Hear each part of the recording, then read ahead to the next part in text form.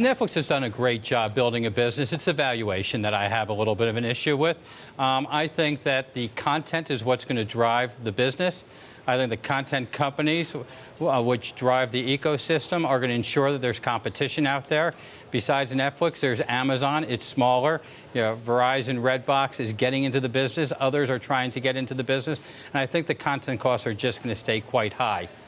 You talk about valuation. Amazon is a much higher valuation than Netflix. I mean, Netflix is going to earn, what, about $1.45?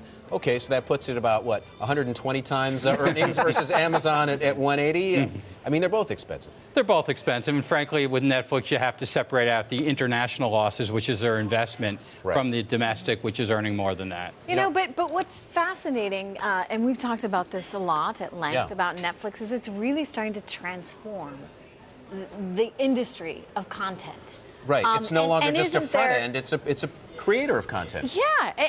And isn't there a premium that you might put on that? I mean, not just for being the creator, but also transforming the industry as we know it.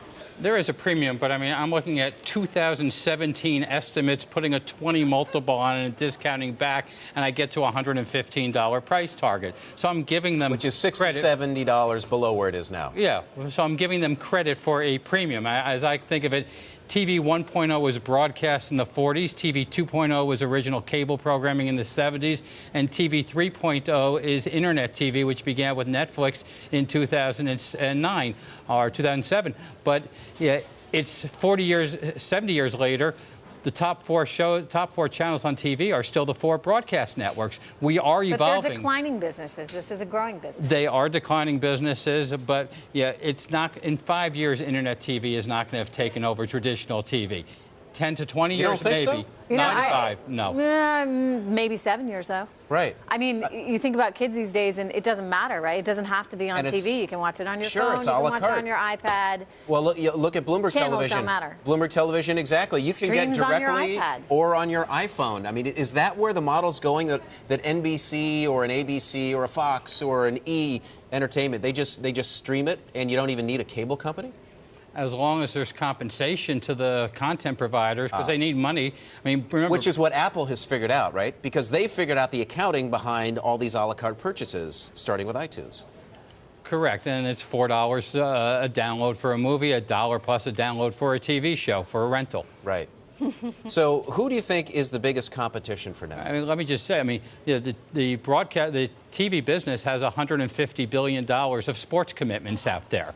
So, yeah, sports is one of the key reasons people watch TV. They have to get paid to be able to pay for all these commitments. And that's just sports, not the entertainment product.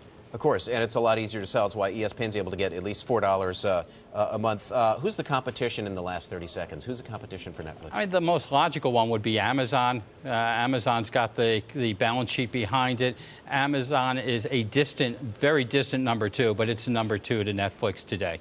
Understood. The other, actually, I should say, the cable companies could give a streaming product on as a byproduct to their current package to try and keep the package going. And Comcast has StreamPix, which they charge $5 a month for. Alan Did you watch House Gould? of Cards? I did. It's good.